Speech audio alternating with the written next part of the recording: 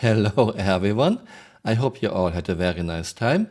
We have another very interesting article on Insider Gaming by Tom Henderson. Exclusive, Cloud Imperium Games undergoes major shakeup to hit deadlines. Star Citizen and Squadron 42 developer Cloud Imperium Games has undergone a significant shakeup to its upper management team to hit its deadlines. Speaking to sources who wish to stay anonymous as they cannot publicly talk about the company's plans, several top-level executives have been laid off, and other top people at the company have been shifted to different roles. It's understood that the changes were starting to be implemented earlier this month, with head honcho Chris Roberts announcing the news to staff in an internal memo following the company's annual letter from the chairman yesterday. In late November 2024, Cloud Imperium Games also let go of some of its staff, prominently those in the QA department, as a part of its restructuring efforts. I find it quite interesting that Insider Gaming writes Chris Roberts. It's Chris Roberts or Christopher Roberts. Yet this article was written shortly before Christmas. CHE let go people of the QA department, which I don't understand because Star Citizen needs more QA people, not fewer. And of course, there will be comments like, QA does a terrible job, they don't do their job anyway, lay them all off. No, it's not a fault of the QA people when major bugs make it into a release. It's the fault of the management and the fault of QA leaders. At the time of writing, Insider Gaming has heard of at least 3 executives with a combined experience of around 25 years at Cloud Imperium Games who have had their positions terminated. It's said that announcements of their departures will be announced in due time. I think one of them is Roger Godfrey. He left his comment on LinkedIn. He worked on server meshing. I have now left the company. Cloud Imperium has just released Alpha 4.0 to live with server meshing technology. This is a major milestone, a small nudge on the needle for video game technology overall. This is really something amazing to celebrate. As it happens, I joined CHE specifically to build the core tech group and deliver the server meshing tech. Clearly, I like a challenge. Core tech group is now a thriving environment for some of the best game technology engineers in the industry. Server meshing, after we rebooted it as a program in late 2020, is now in players' hands. It generally is a great time to be the lead producer of core tech group of Cloud Imperium Games. And that is why I have just left. It is time for a new adventure. But before that, I'm going to take some time away to be with my family and work on some of my own personal projects. And is talking a little bit about Chris Roberts, the only boss I've ever had who cares about coffee as much as I do. Thanks for the clear vision and letting me come and play with your toy box.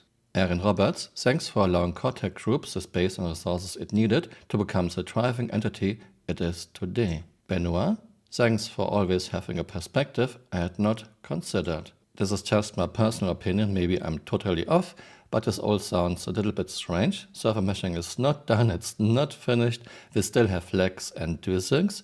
It has gotten better, but there is still a long way to go, and we still need dynamic server meshing, so why leave now? But maybe he really wanted to work on his own projects. In an internal announcement to employees, Chris Roberts said, "To achieve this laser focus, it is more important than ever to ensure we have high-performing and efficient teams working throughout the company. In order to achieve this, I have had to make changes to the structure of our teams from the very top of the company and downwards to ensure we have the right people in the right roles, working in person as much as possible from our most critical year yet." What Chris just wrote is hard to believe because Chris himself is the biggest reason why we have so little in year 13. He cannot manage Star Citizen. Chris wakes up, he has his morning coffee, and he has this brilliant idea of a new game mechanic, or he saw it in a video, or he played another game and he wants it in Star Citizen 2. So he puts people on this brilliant new idea, only to throw it into the trash half a year, 2 years, 3 years, 4 years, 5 years later. There are countless examples of this, and this has wasted millions of dollars and thousands of man-hours. And we have reworks of reworks of reworks of reworks because Chris and CIG never have a plan, never have a concept, never think it at once, and never think things through. CIG hasn't even finished the flight model and ship combat in year 13. Chris still prioritizing eye candy, fluff, time sinks and cool cinematics, and still neglecting basics, basic mechanics, some very basic physics, fun and interesting gameplay, is poison for Star Citizen. I find it very ironic that Chris now pretends, yeah, we have to make more efficient teams. It's you, Chris. You are the reason. You have so little to show for year 13 and more than $770 million. Speaking with staff, some believe that the change is to save costs rather than to meet deadlines, with rumors around the office even suggesting that Sandy Gardner, the wife of Chris Roberts, is to return to the company in a more prominent role.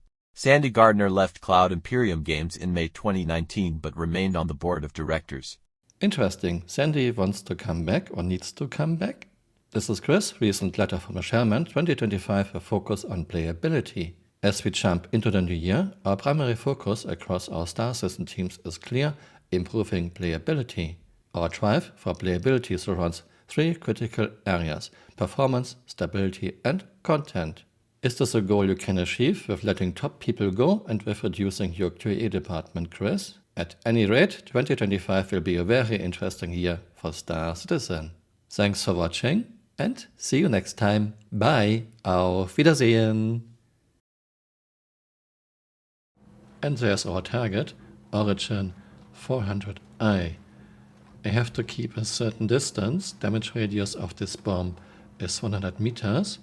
And there's no damage fallout from the center yet.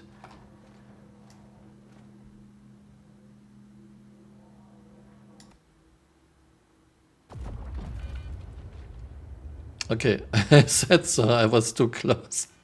I was too close. Yeah. Now we have a Mercury Star Runner. I try to stay at a little bit more distance. Fully charged. And fire.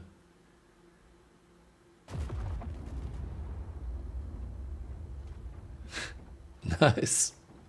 I survived. And here's what's left of Mercury Star Runner. Hey, you're still here.